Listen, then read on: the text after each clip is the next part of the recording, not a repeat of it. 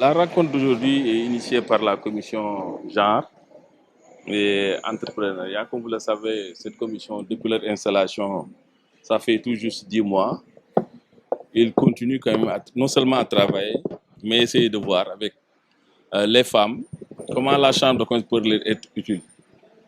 Nous avons parlé tantôt des problèmes de normalisation et aussi des problèmes pour essayer quand même de cerner les problèmes liés aux femmes pour leur permettre quand même d'avancer dans leurs entreprises.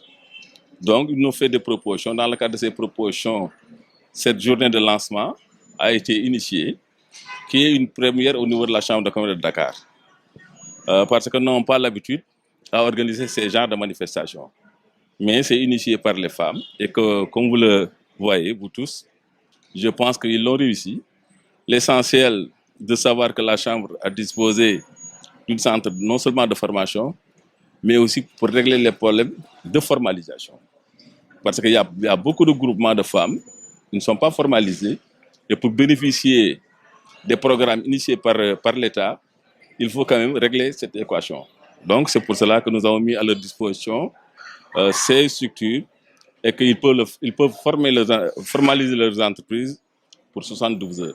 Donc moi je pense que les outils de la Chambre, on va mettre à leur disposition tout ce que nous faisons et ici essayer de les écouter. Ils ont parlé quand même des formations pratiques. Nous avons initié cette année un partenariat avec l'ITA pour essayer de les former dans l'industrialisation des produits maraîchers. Donc, nous avons commencé à le faire et que je pense que depuis presque 5 à 10 ans, nous avons amené les petites entreprises à Paris dans le cadre du CIA pour présentation de leurs produits. Donc, ce problème aussi de présentation demeure, mais on continue comme à améliorer la présentation des produits agricoles pour mieux quand même les commercialiser. En tout cas, la Chambre est à l'écoute des dames et que nous sommes vraiment engagés, non seulement à les encadrer, mais à les appuyer pour que leurs structures et leurs organisations puissent aller de l'avant. Oui, vous savez, ça peut dire que ça nous a touchés en tant que Chambre de commerce, mais nous avons aussi demandé à l'État, nous avons aussi fait des propositions pour quand même que cette situation puisse être derrière nous. Donc ce n'est pas la peine d'y revenir publiquement, mais c'est que certains, nous y sommes et que nous avons confiance à notre État et que je sais que M. le Président de la République est en train quand même de faire un travail, parce qu'un travail diplomatique, je peux dire qu'on ne peut pas le faire comme ça et à haute voix. Mais ce qui est sûr et certain, je sais que les autorités y sont et que nous, en tant qu'opérateurs, c'est notre préoccupation et qu'on pense que d'ici peu, ça va être derrière nous. Oui, je pense que la Chambre de commerce de Dakar, sa première mission, elle est économique. Il s'agit pour elle de se positionner dans l'économie du pays. Nous venons d'avoir le PAP 2A, qui est le document de référence économique de notre pays.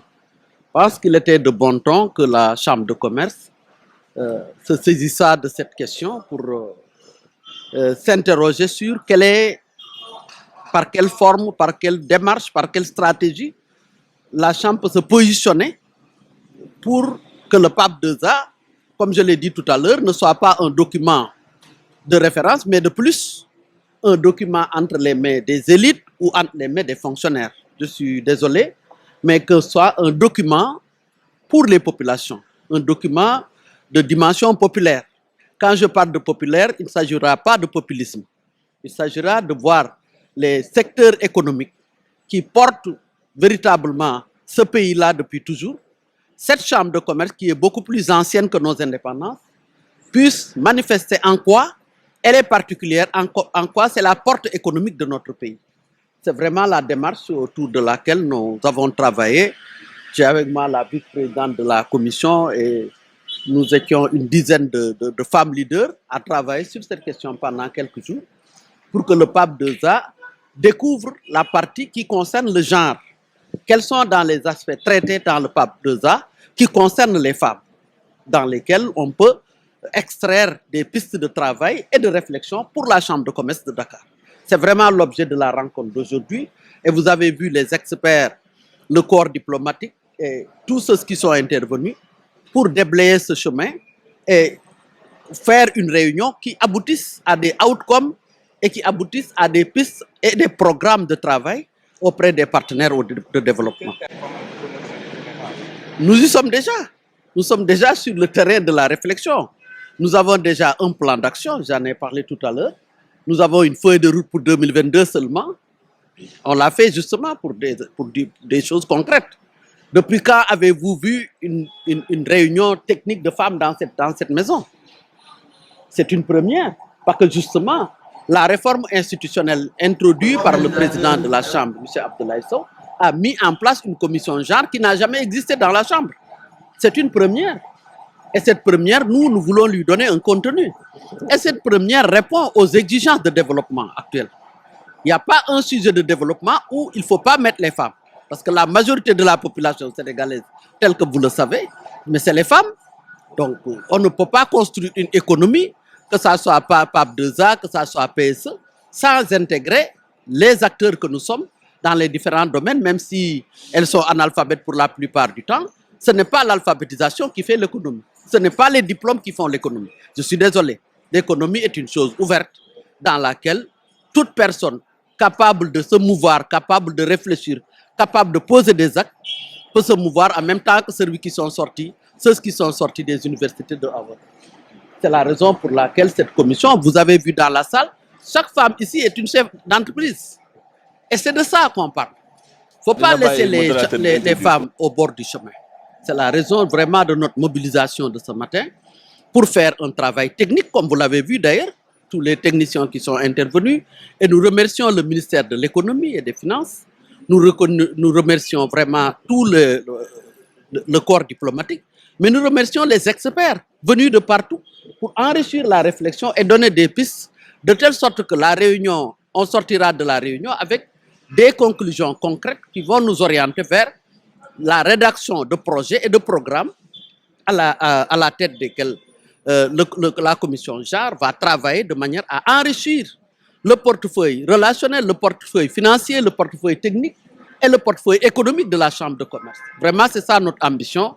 J'espère que nous y parviendrons. En fait, le président de la Chambre de commerce a bien voulu nous associer à cet important événement organisé par la cellule genre de la Chambre de commerce de Dakar. Et l'objectif est vraiment de mieux informer les femmes sur le PAP2A afin qu'elles puissent jouer un rôle moteur dans la relance de notre économie. Et donc, c'est un événement vraiment que je trouve pour moi, en tant que femme, vraiment admirable. Et c'est la raison pour laquelle je suis là aujourd'hui auprès de femmes, de sœurs.